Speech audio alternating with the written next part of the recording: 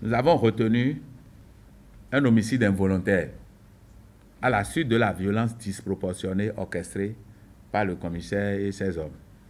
La patrouille a commis un homicide involontaire, apparemment à la suite d'un usage disproportionné de la force contre la victime. À son interpellation, l'intéressé ne présentait aucune menace nécessitant l'emploi d'un niveau de force disproportionné. Ils ont manqué de technique de maîtrise sans arme de l'adversaire. Donc, on a dit qu'on va reprendre l'intervention professionnelle et vous reparler de MSAA, la maîtrise sans arme de l'adversaire. Dans le cours qui va être rappelé, cette partie doit faire l'objet d'une attention particulière à l'endroit de tout le personnel. La maîtrise sans arme de l'adversaire. Si on arrive à le faire, je crois que ça peut nous garantir que des interpellations soient faites dans les règles de la dissimulation du délit. Ils ont dissimulé l'homicide involontaire en déposant le corps à un autre endroit. On a retenu aussi recel de cadavre. En déplaçant le corps, ils ont commis un recel de cadavre. Et on a retenu une dernière infraction, faux et usage de faux. Élaboration d'un faux bulletin de service, d'un procès verbal tronqué à la suite de la découverte de cadavres simulés. Faux PV signé par un autre FPR dont le nom ne figure pas dans l'équipe de constat. Ça, là, ça s'est passé. Il a fait signer par quelqu'un d'autre qui n'avait même pas participé. Donc, ce qui s'est passé est bel et bien intentionnel. On ne peut pas se contenter du fait qu'il a paniqué. Même si on panique, les actions qu'il a posées plus tard laissent douter de sa bonne foi. En toute vraisemblance, le second qui avait réussi à s'échapper et un autre témoin qui avait été refoulé par l'équipe d'interpellation pourraient être à l'origine de l'alerte donnée sur les réseaux sociaux à la suite de la découverte de cadavres. N'eût été ces derniers, ils auraient réussi à dissimuler le délit. Vrai ou faux?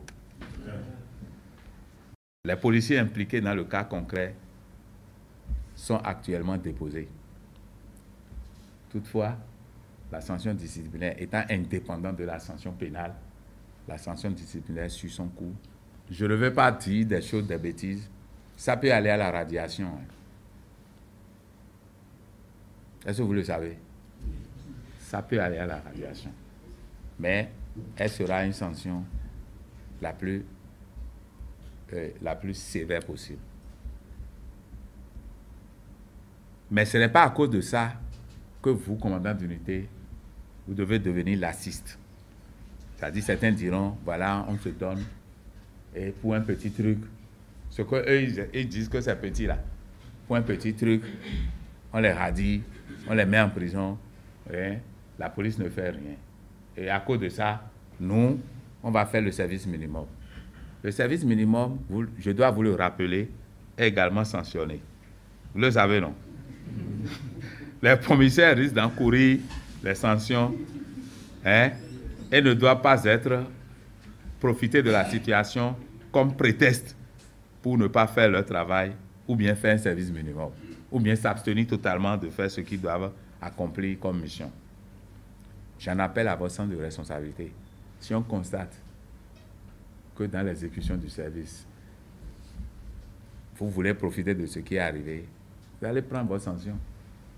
C'est tout. Il faut qu'on soit le plus responsable possible. Vous sanctionnez parce que vous n'avez pas fait votre boulot, c'est que nous, on a été responsables. Et vous devez adopter la même position à l'égard de vos agents. Veillez à l'exécution du service, chaque commissaire sera jugé sur le travail de son unité et la qualité de l'exécution des services dans sa circonscription. Conséquences des actes déviants posés. Nous avons tiré certaines conséquences. Première chose, l'image de la police est écornée. C'est vrai, non? notre image a pris un coup. Le mauvais comportement des agents dans l'exécution du service a terni l'image de la police. Ça a terni d'abord l'image de ces mêmes fonctionnaires, mais ça a terni l'image de la police et jette un discrédit sur l'excellente qualité du travail effectué depuis plusieurs années par les policiers, surtout à l'ère des réseaux sociaux.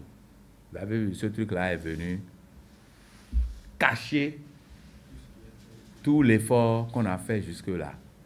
Quand les gens m'ont dit, il faut que tu interviennes, j'ai dit non. De toutes les façons, je reconnais qu'on a fait des bêtises. On a mal fait. Qu'est-ce que j'irai expliquer là-bas? Moi, je ne peux rien expliquer là-bas que de reconnaître devant tout le monde qu'on a mal agi. On a fait une bavure. Ça n'a pas un autre nom. Mais je voudrais profiter pour demander que ça soit vraiment relayé, que la population continue de nous faire confiance. Ce qui est arrivé, on considère que c'est un incident. Il est vrai que c'est grave, ce n'est pas acceptable. Mais je crois que l'institution fera tout pour éviter que ce genre de choses ne se répètent plus. Tous les agents qui contreviendraient aux décisions prises ou aux prescriptions faites seront sévèrement sanctionnés sans préjudice des sanctions pénales auxquelles ils seront astreints. Donc, je souhaite que ça soit vraiment relayé. Nous avons pris sur nous la responsabilité de le dire. Lorsqu'on commet une faute, il faut le reconnaître. Nous sommes en faute. Et je veux que les fonctionnaires de police qui sont encore à la base, que le même exercice soit repris dans les unités pour que chacun puisse comprendre pourquoi on devait éviter désormais d'agir n'importe comment. Il y a des tests qui régissent l'institution. Il y a beaucoup de tests qui régissent le fonctionnement que nous faisons. Pourquoi ne pas respecter ça? Les conditions d'usage d'armes, c'est 5 conditions. Il faut qu'on les respecte. Quand je sors les notes, ce n'est pas pour vous plaire. Je sors les notes pour que ça soit respecté. J'ai sorti beaucoup de notes sur certains aspects spécifiques du service. Les gens ne les lisent pas. Mais quand je veux les obliger à lire, c'est ces notes-là que je vais prendre des choses dedans pour donner dans les questions d'examen. Encadrement du personnel et rôle des commissaires. Les commissaires ont un rôle essentiel dans l'encadrement du personnel de leurs unités. Il est de plus en plus constaté que les éléments qui exécutent les services ne sont pas bien désignés, ne sont pas bien commandés, ne sont pas bien encadrés et ne sont pas bien contrôlés, ce qui conduit à de tels incidents. Alors, comment commander et instruire le personnel? Les commissaires doivent désigner les éléments qualifiés qui connaissent le travail attendu et veiller à ne pas laisser seuls les jeunes agents de police pour l'exécution des services. Ils doivent être encadrés par les policiers plus gradés et expérimentés. Vous allez me dire maintenant, ce n'est pas dans toutes les unités qu'on a des gens expérimentés. Là, vous demandez à votre adjoint de prendre, ou bien vous-même, vous prenez cette responsabilité. C'est votre chance. Les policiers chargés des unités doivent continuer de s'instruire et veiller à l'instruction de leur personnel sur le travail et sur l'exécution des patrouilles, des visites de secteur, des contrôles et autres services. Le manque d'instruction est un danger pour l'institution. Les gens doivent continuer de s'instruire, de se cultiver. Sinon, ça ne peut jamais aller. Comment fonctionnent les différents services?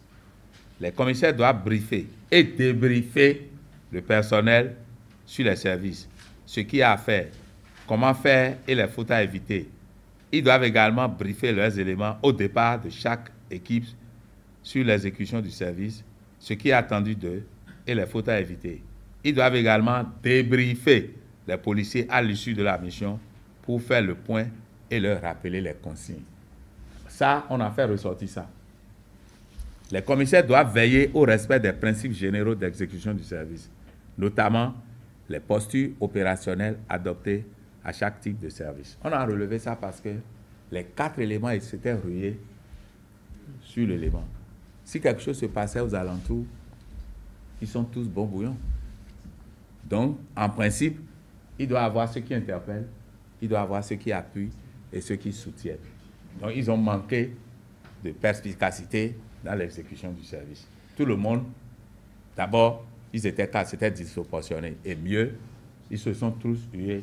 Parce qu'on leur a posé la question, certains avaient tenu les jambes, certains avaient tenu le bras, et le père Clédio était sur le gars. Donc, vraiment, c'est difficile. Comment contrôler l'exécution du service? Les commissaires, les adjoints et les gradés supérieurs, brigadier chef, brigadier major, doivent contrôler l'exécution du service pour prévenir et corriger les comportements non conformes ou les comportements déviants.